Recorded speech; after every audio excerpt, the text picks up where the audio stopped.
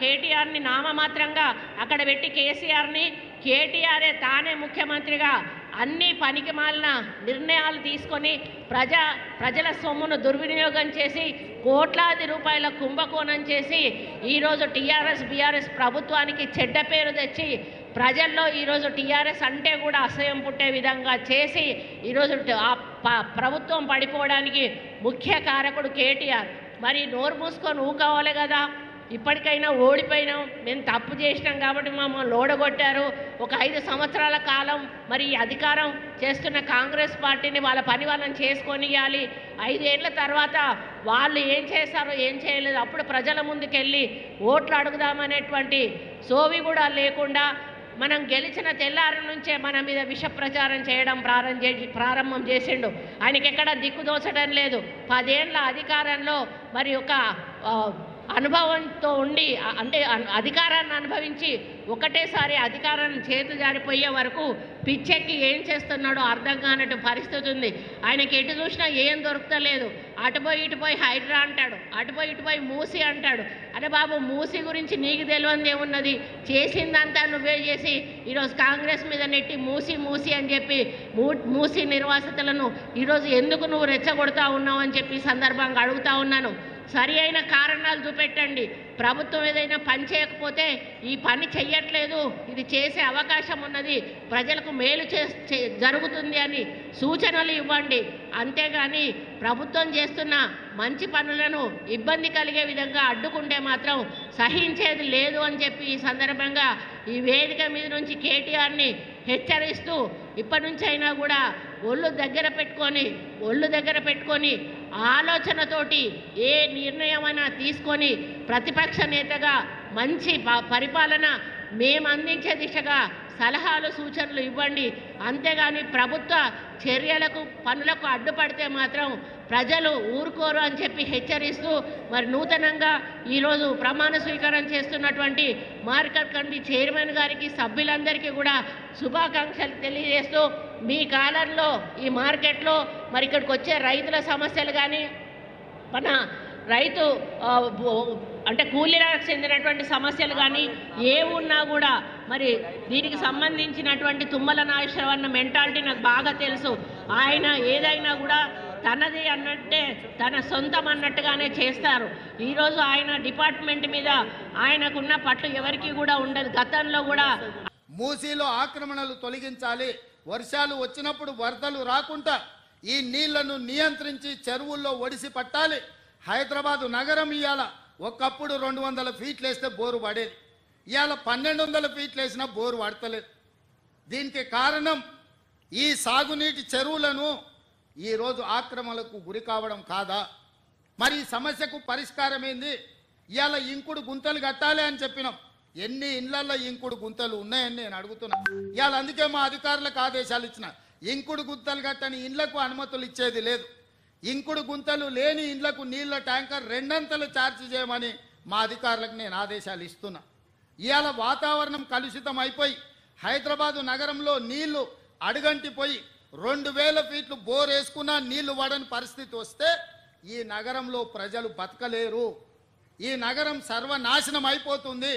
అందుకే ఇవాళ రాజకీయంగా నాకు తెలుసు, ఈరోజు కొంతమంది పేదలకు కష్టం వచ్చింది, వాళ్ళ కన్నీళ్ళు నేను అర్థం చేసుకుంటే వాళ్ళ దుఃఖం నాకు అర్థం అవుతుంది.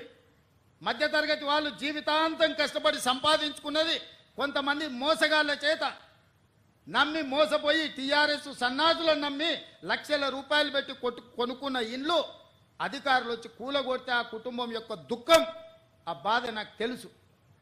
కానీ ఇట్లనే వదిలేసుకుంటూ పోతే ఇవాళ చెరువులను ఆక్రమించుకొని నాలాలను ఆక్రమించుకొని మూసీని ఆక్రమించుకుంటే ఈ సమస్యకు పరిష్కారం ఎక్కడ? ఇవాళ వాళ్ళని తొలగించినప్పుడు వాళ్ళకు వచ్చిన నష్టాన్ని ఏ విధంగా భర్తీ చేద్దామో మీరు సూచన ఇవ్వండి. ఈ ప్రభుత్వం సిద్ధంగా ఉంది. ఏ పేదవాడి కన్నీళ్లు మేము చూడదలుచుకోలేదు. ప్రతి పేదవాడికి ప్రత్యామ్నాయం చూపించాలన్నదే నా ఆలోచన.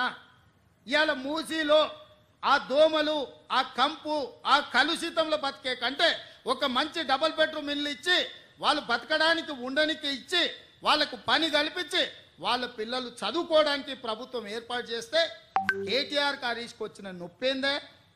ఈటెల రాజేందర్ దుఃఖమేందే నాకు అర్థమైతలేదు. ఏంది మీ బాధ? వాళ్ళు మంచిగా బతుకొద్దా? వాళ్ళు ఎప్పటికీ పేదోళ్ళలాగానే ఉండాలి, మూసీళ్ళే ఉండాలి. వాళ్ళ పేదరికం చూపించి వాళ్ళ దగ్గర ఓట్లు వేసుకొని మీరు ఎమ్మెల్యేలు ఎంపీలు కావాలనా? వాళ్ళు మంచిగా బతుకొద్దా? వాళ్ళు మంచిగా బతుకుతే వాళ్ళ పిల్లలు చదువుకుంటే మీ దొరతనాన్ని ప్రశ్నిస్తారని చెప్పి ఈరోజు మీరు అడ్డం పడుతున్నారా? అదేవిధంగా బఫర్ జోన్లు ఉన్నోళ్ళను మీలాంటి మోసగాళ్ళు వాళ్ళకి అమ్ముతే వాళ్ళకి ఏ నష్టపరిహారం ఇద్దామో చెప్పండి. ప్రభుత్వం గొట్టుపోలే, ప్రభుత్వం మొత్తం దివాలా తీయలే. నువ్వు 7 లక్షల కోట్ల రూపాయలు అప్పు చేసినా ఈ ప్రభుత్వానికి చిత్తశుద్ధి ఉంది. ప్రభుత్వం నిధులు తెద్దాం, తెచ్చి వాళ్ళని ఆదుకుందాం. ఏ విధంగా వాళ్ళను తొలగించడం ద్వారా వాళ్ళకి న్యాయం చేద్దామో చెప్పండి. చెరువులలో ఉన్న ఎఫ్టీఎల్లు తొలగించాల్సిందే, బఫర్ జోన్ అక్రమ నిర్మాణాలు తొలగించాల్సిందే, కాలువల నాలాల ఆక్రమణలు తొలగించాల్సిందే, మూసీలో ఉన్న అక్రమ నిర్మాణాల నుంచి బెడ్లో మూసి రివర్ బెడ్లో ఉన్న పేదల ఇల్లు తొలగించాల్సిందే, బఫర్ జోన్లు ఉన్నాయి తొలగించాల్సిందే. తొలగించేటప్పుడు వాళ్ళకి ఏ విధంగా ఆదుకోవాలనో ప్రభుత్వం ప్రణాళిక చేస్తుంది. మీ దగ్గర ఏమన్నా సూచన ఉంటే చెప్పండి. మొదటి ప్రణాళిక మూసి రివర్ బెడ్లు ఉన్న వాళ్ళకి డబుల్ బెడ్రూమ్ ఇల్లు ఇచ్చి తొవ్వ ఖర్చులకు కూడా 25,000 రూపాయలు ఇస్తున్నాం. ఎప్పుడన్నా మీరు ఆలోచన చేసిండ్రా పేదోనికి ఇల్లు ఇవ్వాలి, పేదోని ఆత్మగౌరవంతో బతికేటట్టు చూడాలని? ఈ పనులు చేసేటప్పుడు పేదలకు వచ్చింది బాధ. నాకు కూడా బాధ ఉంది, నాకు కూడా చాలా బాధ అనిపించింది సోషల్ మీడియాలో, లేకపోతే కొంతమంది వాళ్ళ బాధ వెలుబుచ్చుతున్నప్పుడు. కానీ వాళ్ళని ఆదుకుందాం. ఏ విధంగా ఆదుకుందాం మీరు చెప్పండి. ప్రత్యామ్నాయం చెప్పండి. మీరు ప్రతిపక్షాలు అంటున్నారు కదా, 10 ఏళ్ళు పాలించడం అంటున్నారు కదా, పరిపాలన అనుభవం ఉంది అంటున్నారు కదా. మీ 10 ఏళ్ల పరిపాలన దోపిడీకే పనికొస్తుందా? ప్రజలకు పేదలకు సంక్షేమం అమలు చేయడానికి పనికిరాదా? రాజేందర్ గారు నరేంద్ర మోడీ గారిని అడగండి, ఈ పేదలను ఎట్లా ఆదుకుందామో నిధులు తెద్దాం. మాకేం అభ్యంతరం లేదు. పిలువు మీ కిషన్ రెడ్డిని, బండి సంజయ్ గారిని, నువ్వే లీడ్ చేయి, నువ్వే ముందు ఉండు, మేము నీ వెనకాల నించుంటాం. 10 ఏళ్ళు మంత్రిగా చేసినావు కదా రాజేందర్ గారు, రాష్ట్రంలో నీకు అనుభవం ఉంది కదా, ఈరోజు ఎంపీ కదా, మీ నాయకుడు నరేంద్ర మోడీ ప్రధానమంత్రిగా ఉన్నాడు కదా, నువ్వే మా ముందు వరుసలు నిలబడి మేము మీ వెనకాల ఉంటాం. నా మొత్తం మంత్రివర్గాన్ని తీసుకొని వెనకాల వస్తాం. మోడీ దగ్గరకు పోదాంపా, ఓ 25,000 కోట్ల రూపాయలు ఇప్పి. ఎవరు వద్దన్నారు? లేదు. ప్రభుత్వం ఏం చేయాలనో చెప్పు. ఇల్లు లేని పేదవాడికి ఇల్లు ఇవ్వడం నేరమా? వాళ్ళ పిల్లలకు చదువు చెప్పించడం నేరమా? వాళ్ళ ఇల్లు తరలించడానికి 25,000 రూపాయలు వాళ్ళకి తోవ ఖర్చులకు ఇవ్వడం నేరమా? అవి చేస్తుంటే మీరు ఎందుకు అడ్డం పడుతుర్రు? బఫర్ జోన్లు ఉన్న వాళ్ళకి కూడా ఒకవేళ 2 అంతస్తులు ఇల్లు ఉంటే వాళ్ళ నష్టపరిహారం ఏం చేద్దామో చెప్పండి. మీరు వాళ్ళని తొలగించొద్దు. వాళ్ళ జీవితాలు ఎప్పుడు మూసిల్నే ఉండాలి, ఆ మురికిలోనే మునిగిపోవాలి, ఆ మురుగులోనే చచ్చిపోవాలనా? కింద నల్లగొండ జిల్లా ఎల్బీ నగరు, మహేశ్వరము, ఇబ్రాహీంపట్నము, మునుగోడు, తుంగతుర్తి, నకరేకల్లు, భువనగిరి, ఆలేరు ఇవన్నీ మూసి ప్రాజెక్టు కింద 40,000 ఎకరాల ఆయకట్టు ఉంది.